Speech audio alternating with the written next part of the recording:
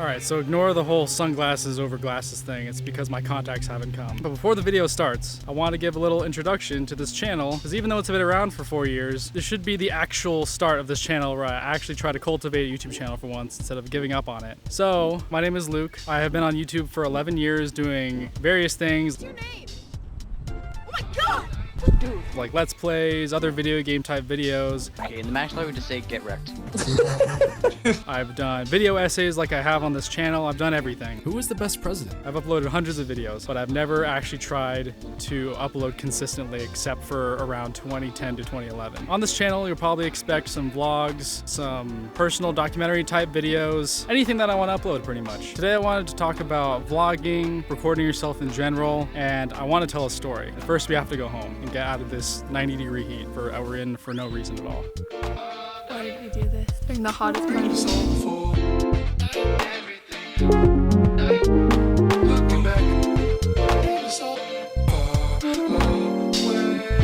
So this is my current lighting setup. It's not the most stable contraption, but I guess it works.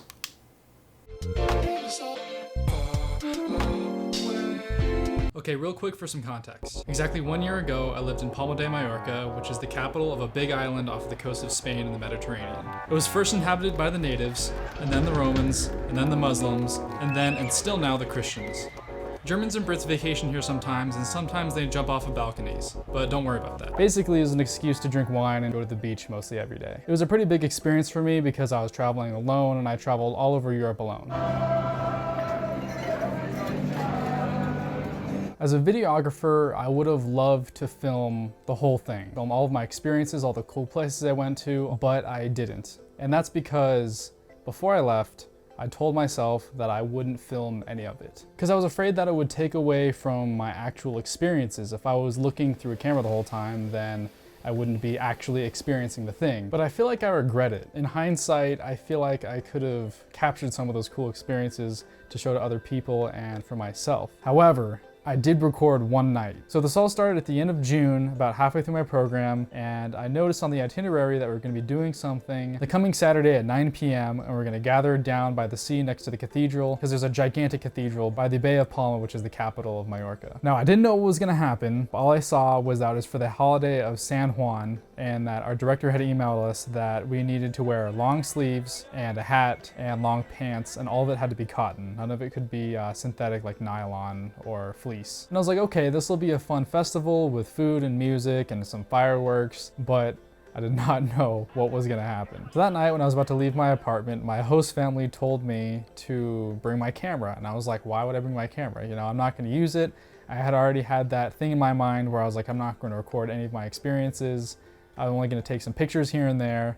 You know, I don't want to bring my big DSLR because it might get burned or it might get destroyed. And I'm probably not even going to record anything. And they're like, no, if you've never been to this, you need to bring your camera. And I was like, okay, I don't know what the hell is about to go on. So we walked down to the big cathedral. It's pretty beautiful. The night is pretty clear. There's like big bonfires up everywhere. And as expected, there is some band playing on a stage off to the side. There's people cooking food. There's people setting off some small fireworks. It was exactly as expected. I was just hanging out with the people in my program. We're just walking around having a good time. But then we heard some drums in the distance, banging away, coming closer and closer, and we don't know what the hell is going on, but we think it's some sort of parade.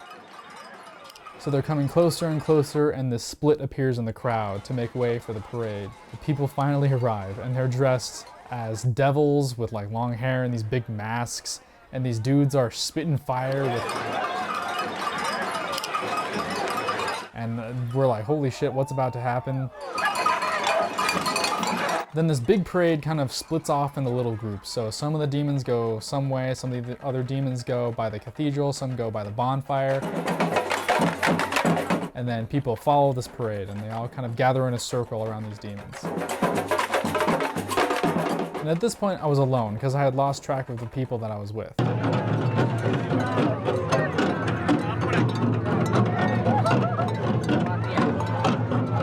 Then after people had kind of gathered around in these groups of demons in this big circle, this happened.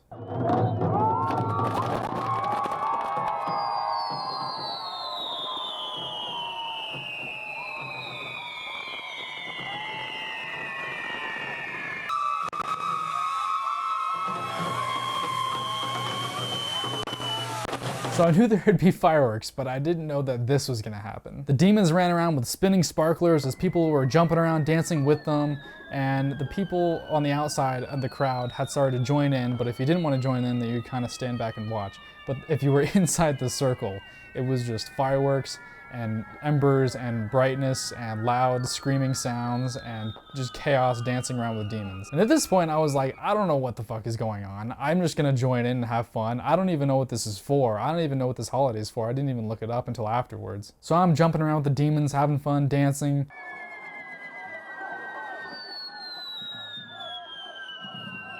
And the whole time I'm thinking that this would never be allowed anywhere in America except for some like backwater town, you know, where there's not a ton of regulation. So after about 25 minutes, we heard what sounded like chanting in the distance. It probably wasn't chanting, but it sounded like this. Okay, maybe not like that.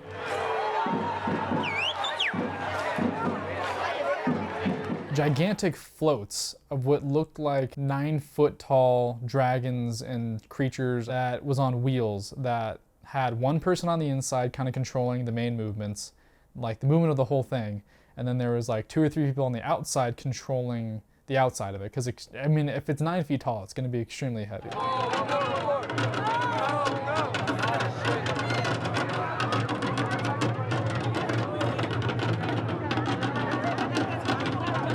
The demons started gathering around these big giant floats of these creatures.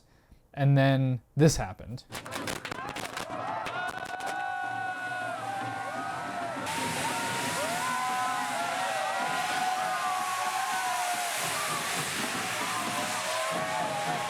So they were starting to spray the audience with sparklers, and at this point, I think the crowd here was probably half tourists, half locals. But some of the people didn't know this is gonna happen, so the circle starts widening immediately because this giant float is starting to spray people with sparklers.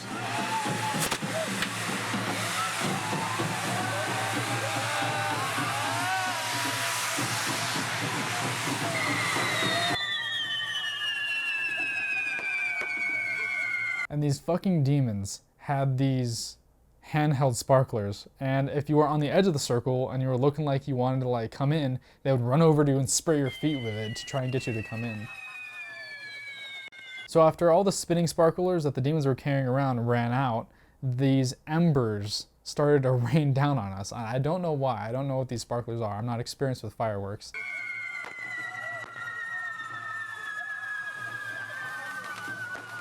And that's the part that hurt. The sparklers weren't the part that hurt. But after it ran out and these embers started raining down on the people, you'd start hearing like just a multitude of just ouches and ows from the entire crowd and the people who were dancing. People would just be dancing, just getting burned on your arms and stuff. And this happened, I swear to God, for 2 hours straight. Almost 2 hours. It was like an hour and 45 minutes. But they started at 10 p.m. And I remember looking at my phone afterwards and it was 11:45, and we had been doing this over and over again for about 6-7 times. So amidst all this craziness, I got this photo, which I submitted to my university's study abroad photo contest, and it did not win. And I don't know how it didn't win, because like who else would have submitted something like a big landscape photo, you know, of Greece or something, but like I'm still bummed about that. Okay, so if you're still asking, what is all of this? San Juan or St. John's Eve is a Christian holiday celebrated all over the world, mostly in Europe and kind of in the US. Cora Folk or Fire Run was most likely inspired by the medieval festival called the Bal des Diables, but the modern version only started in the 1980s. After Franco died in 1975, there was a huge revival of Catalan and Spanish culture that was banned during the Franco years. You're supposed to sort of confront the demons and dance as close as possible to them. And then at midnight, everyone steps foot in the sea as a way to cleanse yourself, kind of like New Year's resolutions. Okay, you learned something. Now back to the main point of the video. So the point of this video and telling this story is to talk about, you know, the effect that recording an experience can have on the person who's experiencing it. You know, Casey Neistat's iconic and famous 600-day daily vlog is a great example of the effect that daily vlogging can have on your family and your kids and your wife. Like that 4 years, 3 years of sharing every facet of my life broke me in such a way that I'm so hypersensitive to it, where it's like, most people, it's like, if I don't share this, did it really happen?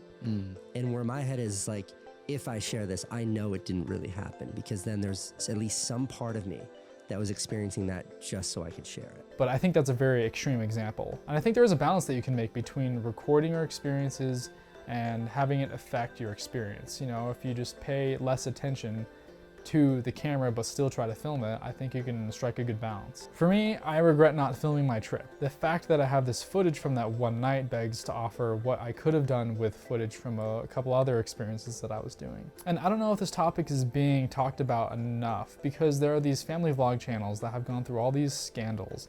That is kind of the problem I'm talking about, which is how can recording your life or recording your kids affect their lives? Am I just adopting this kid from China because I want to monetize him? Or is this something that I want to do and I want to document it? So I don't know if there's any big idea conclusion to this whole thing.